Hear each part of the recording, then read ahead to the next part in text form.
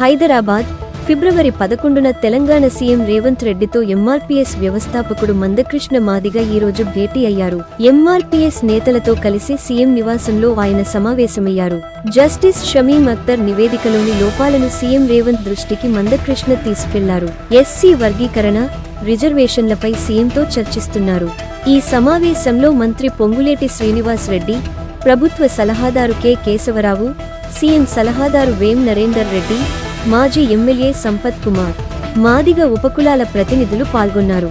SC వర్గీకరణకు సానుకూలంగా తీసుకున్న నిర్ణయాన్ని స్వాగతిస్తున్నామంటూనే అందులో ఉన్న లోపాలపై చర్చించడానికి సీఎం రేవంత్ రెడ్డి తనకు అవకాశం కల్పించిన మందకృష్ణ మాదిగ సోమవారం లేఖ రాసిన విషయానికి విదితమే.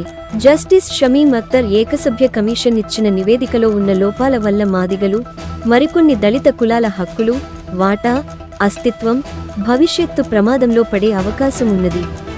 కాబట్టి ఈ అంశాలపై సూచనలు చేయడానికి అవకాశం ఇవ్వాలని మందకృష్ణ లేఖలో పేర్కొన్నారు.